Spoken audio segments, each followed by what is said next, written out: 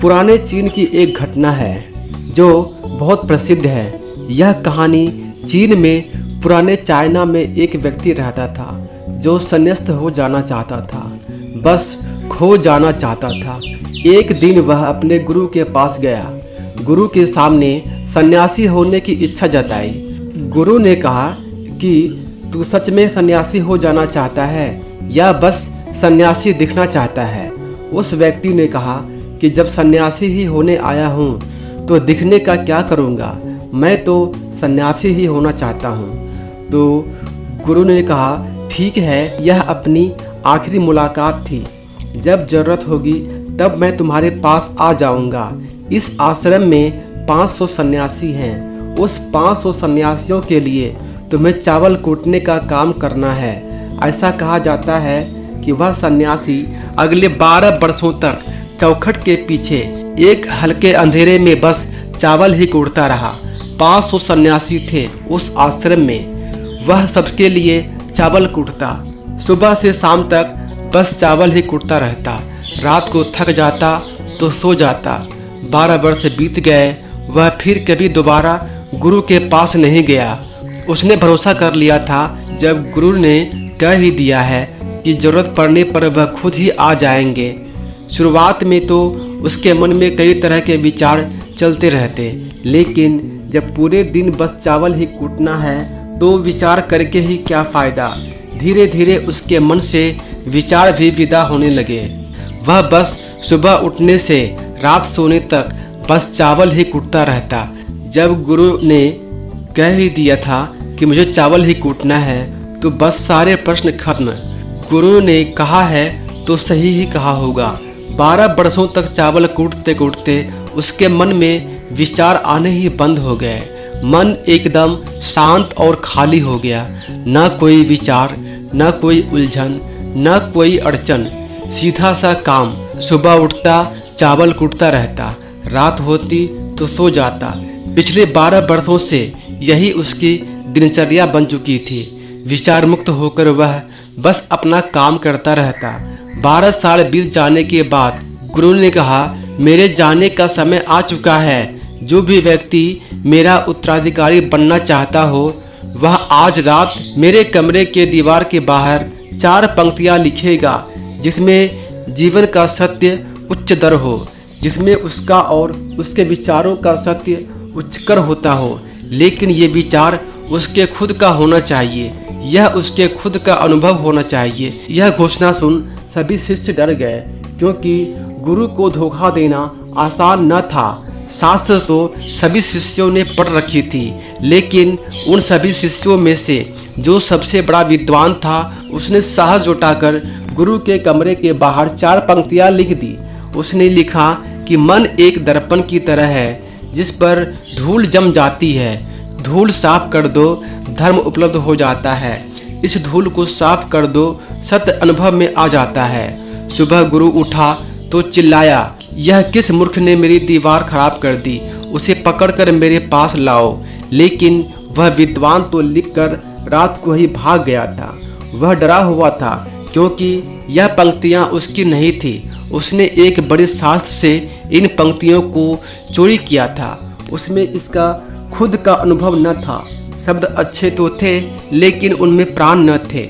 वह जाते समय अपने आश्रम के मित्रों से कह गया था, अगर गुरु कहे कि वाह क्या बात कही है तो मुझे खबर कर देना, लेकिन अगर गुरु पढ़कर क्रोधित हो जाते हैं तो मेरा पता मत बताना। सारा आश्रम चिंतित हुआ कि इतने सुंदर वचन तो हैं, वचनों में क्या कमी है। मन दर्पण की तरह ही तो है, जिसमें शब्दों की, विचारों के, अनुभवों की धूल जम जाती है। बस इतनी सी तो बात है। साफ कर दो दर्पण तो फिर सत्य का प्रतिबिंब फिर बन जाता है। लोगों ने कहा, उस सन्यासी ने बात तो बिल्कुल ठीक लिखा है, लेकिन गुरु जरूरत से ज़्यादा ही कठोर हैं। और अब देखते हैं इससे ऊंची बात अब गुरु कहाँ से लेकर आएंगे। ऐसी ही बात पूरे आश्रम में चल रही थी। पूरा आश्रम गर्म था, बस इस एक बात को लेकर। ऐसे ही 4 सन्यासी ये बात करते हुए उस चावल कूटने वाले के पास से जा रहे थे। उसने उन चारों की बात सुनी। उनकी बात सुनकर वह हंसने लगा। उनमें से एक ने कहा, तुम हंस रहे हो, बात क्या है? उसने कहा, गुरु ठीक ही तो कह रहे हैं, किस नासमझ ने ये लिखा है। यह बात सुन चारों सन्यासी चौंक गए और फिर बोले, तू पिछले 12 वर्षों से चावल ही कूट रहा है और हम शास्त्रों पर सर पटक पटक कर मर गए, तो अब तू बताएगा कि क्या सही है और क्या गलत है। उनमें से एक ने कहा कि क्या तुम लिख सकता है इससे बेहतर कोई वचन?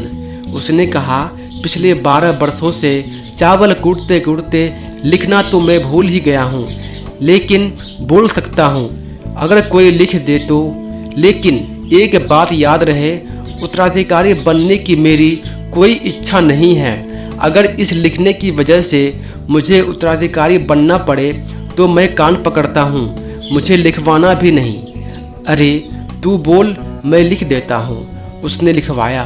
कहा, लिख दो जाकर।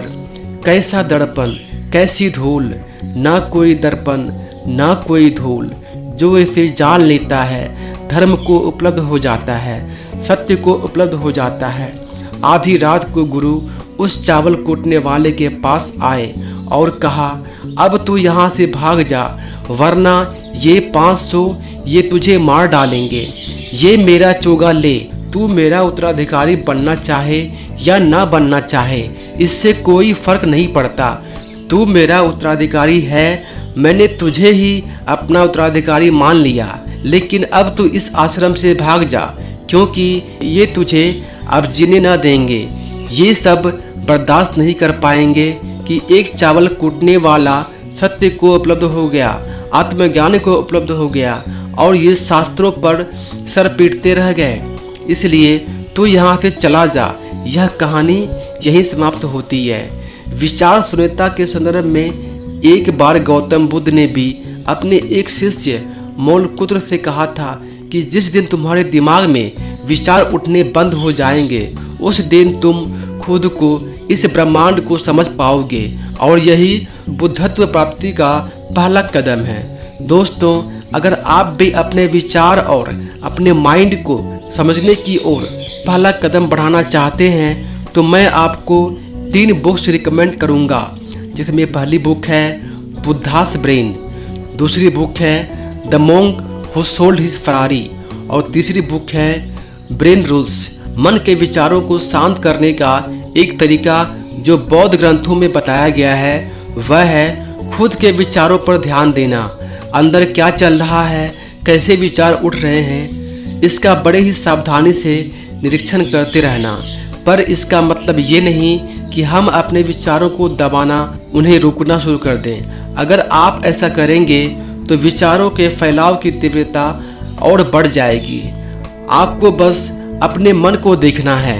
मन भटकेगा, बार बार भटकेगा, लेकिन जैसे आपको याद आए कि आप विचारों का निरीक्षण कर रहे हैं, आप तुरंत फिर से विचारों पर ध्यान देना शुरू कर दो। शुरुआत में आपको बड़ी परेशानी आएगी और मन बार बार भटकेगा भी, लेकिन कुछ दिनों बाद आप देखेंगे कि आप लंबे समय तक अपने विचारों को ऑब्जर्व कर पा रहे हैं। हर तरह के अच्छे बुरे विचार मन में आ रहे हैं, जा रहे हैं, लेकिन आप अपने विचार के साथ कोई छेड़खानी नहीं कर रहे हैं। धीरे धीरे आपके मन में विचारों के उठने की तीव्रता कम होती चली जाएगी, और अगर आप इस प्रक्रिया में और गहरे होते चले जाते हैं तो आप पाएंगे कि आपके मन में विचार उठने ही बंद हो गए। अब आप बीते हुए कल और आने वाले भविष्य की चिंता नहीं करते। अब आप वर्तमान में जीते हैं, और जो भी अभी इस समय आपके सामने है, आप केवल उसी पर ही अपना ध्यान केंद्रित करते हैं।